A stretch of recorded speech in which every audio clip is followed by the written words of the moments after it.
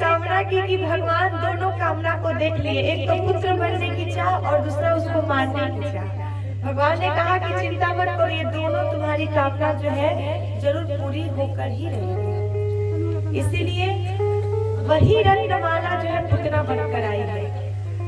कंस ने आज पुतना को भेजा और भगवान की मौसी जी आई पुतना आई, एक सुंदर सी स्त्री बनकर आई यशोदा मैया के पास। यशोदा मैया ने कहा कि वो कौन, तुम कौन हो? उस पुतना ने कहा कि अरे मैया तुम्हें नहीं पता है मैं कौन हूँ? अरे मैं तुम्हारी कोई सखी हूँ, इस ब्रज की गोपी ही हूँ। मैं कहीं बाहर काम से थी, लेकिन हमने सुना है कि तुम्हारे बुढ़ापे में लाला का जन्म है, इसलिए हम थोड़ा लाला को देखने आए हैं। तो मैया ने सोचा कि बहुत से लोग मेरे लाला का दर्शन करने आ रहे हैं, हो सकता है कि इसमें से कोई होगी। तो कह दिया कि ठीक है।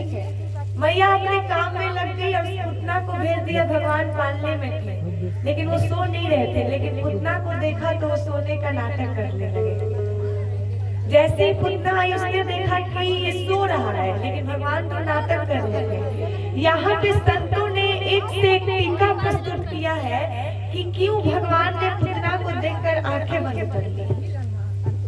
पहला, ये पुतना जो है, ये पुत्र मतलब होता है पवित्र और मान का मतलब नहीं। जिसका मन पवित्र ना हो, पुतना जो है ऊपर से बहुत सुंदर है लेकिन अंदर से बहुत ही काली है, उसके अंदर छल कपट भरा हुआ है। इसलिए जिसका मन बहुत ही मैला हो और तन बहुत ही सुंदर हो, जिसका मन ही पवित्र ना हो, उसको भगवान कभी देखना पसंद ही नहीं करते। इसलिए भगवान कभी किसी के तन को नहीं महाराज, हमेशा सबके मन को ही देखते हैं। इसलिए तन को संवारने के चक्कर में मत लगिए। हाँ, तन भी सुंदर होना चाहिए, श्रृंगार करना चाहिए भगवान के लिए, दुनिया को दिखाने रिझाने के लिए नहीं कि हमें दुनिया देखेगी तो कितना सुंदर है भाई, वो कितनी सुंदर है ऐसा बोलेगी, ऐसी बात नहीं है। हम पर दुनिया रिझेगी लेकिन भगवान को रिझाने के लिए। तो उसी प्रकार हम ऊपर से कैसे भी हो पर मन के जो है साफ होने चाहिए, मन के गोरे होने चाहिए, तन के भले भी काले हो। उसी प्रकार भगवान ने देखते पुतना को आंख जो है बंद कर दिया। और फिर दूसरा में बताया गया है कि ये पुतना जो है अविद्या है, जिसके अंदर भी अविद्या अज्ञान हो, भगवान कभी उसको देखना पसंद नहीं करते, जो अज्ञानी व्यक्ति हो। इसीलिए और फिर भगवान ने एक कारण ये भी था आंख बंद करने का, उन्होंने पुतना को देखकर इसलिए आंख बंद किया कि भगवान तो समझ गए कि पुतना मुझे अपना दूध पिलाने आई है और उसमें वो जहर डाली है। इसीलिए भगवान ने शंकर भगवान का ध्यान किया आंख बंद करके कि प्रभु आपने तो समुद्र मंथन हुआ तो उससे हलाहल कालकूट विष निकला तो आपने उसको पी लिया, अब ये भी अपने स्तन में कालकूट विष हलाहल विष मिलाकर लाई है, इसलिए आप इसको पी लो और मैं इसका दूध पीऊंगा, आप इसका विष पान करना है। इसलिए भगवान ने अपने नेत्र को बंद कर दिए और पुतना ने भगवान को अपने गोद में उठाया और लेकर चली गई बहुत दूर आकाश में सबसे ऊपर। लेकिन भगवान उसके स्तन को तो पी रहे हैं, लेकिन भगवान ने क्रोध को अपना साथी बनाया। वो क्रोध जो पुतना के प्राण को पीने लगा और भगवान उसके दुग्ध को पीने लगे। और फिर करते करते ऐसे ही भगवान ने इतना जोर से पकड़ा उसे, इतना जोर से कि इतना पुतना को दर्द हुआ कि उसे सहन नहीं हुआ और अपने वास्तविक स्वरूप में आकर, अपने राक्षसी रूप में आकर पुतना जो है आकाश से गिर गई वृंदावन धाम में, यानी कि गोकुल में। उस गोकुल की भूमि पर गिरी। इतने बड़े बड़े विशाल वृक्ष थे कि जब वो गिरी तो उसका भयंकर शरीर इतना बड़ा, इतना लंबा था महाराज कि जब वो गिरी तो एक से एक वृक्षों को भी कुचल डाला।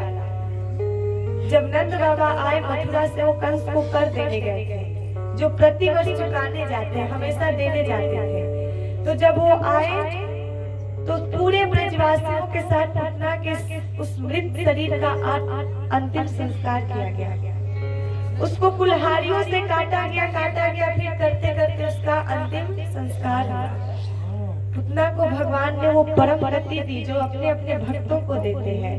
पुतना जो है भगवान के धाम को प्रस्थान करती है। बोलिए श्रीमद् भागवत महापुराण।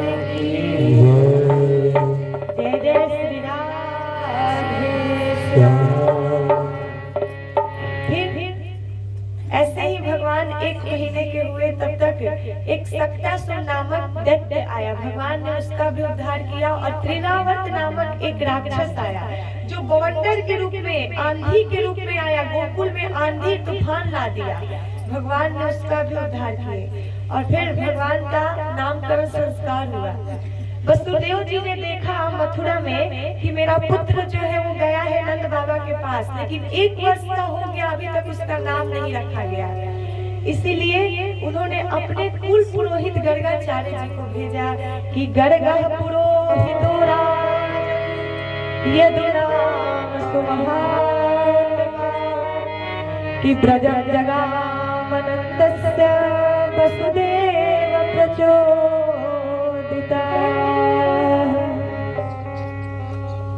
गर्गाचार्य जी आए और कहा नंद बाबा ने कि महाराज आप आए हैं तो आप मेरे दोनों बच्चों का नामकरण संस्कार कर दीजिए। गर्गाचार्य जी ने कहा कि अरे महाराज हम कैसे करें, हम जो है यादव के कंस के कुल गुरु है, कुल पुरोहित है। और कहीं कंस को पता चला कि ये जाकर गोकुल में नंद के यहाँ उनके दोनों बच्चों का नाम रखे तो बहुत गुस्सा होगा, पता नहीं क्या उपद्रव करेगा, इसलिए हमें तो बहुत डर लग रहा है, हम नहीं करेंगे। नंद बाबा ने कहा कि महाराज छुप कर दीजिए, गुप्त रूप से, किसी को नहीं पता चलेगा, कंस की तो बात ही दूर है। तो फिर नंद बाबा गोकुल में ले गए और गोकुल में आए तो फिर दोनों माताओं को खबर दी गई। यहाँ पे यशोदा मैया और रोहिणी मैया अपने अपने बच्चों को लाई। यशोदा मैया ने रोहिणी मैया से कहा कि मैया एक काम करो कि तुम मेरे बच्चे को ले लो और मैं तुम्हारे बच्चे को ले लेती हूँ। इससे सच में पता चल जाएगा कि जो बाबा आए हैं ये पढ़े लिखे हैं, त्रिकालज्ञ है कि नहीं, तीनों कालों को जानते हैं कि नहीं, इनको कितनी जानकारी है, ये विद्वान है कि नहीं।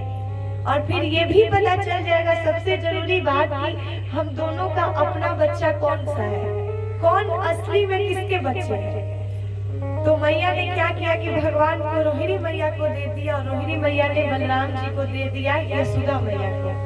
दोनों लाए। गर्गाचार्य जी ने देखा कि ये दोनों उल्टे उल्टे बच्चों को ला रही है। गर्गाचार्य जी सोचने लगे कि ये क्या चल रहा है भाई। जब दोनों माताएं बैठी, गर्गाचार्य जी हम नामकरण संस्कार करते हैं, सब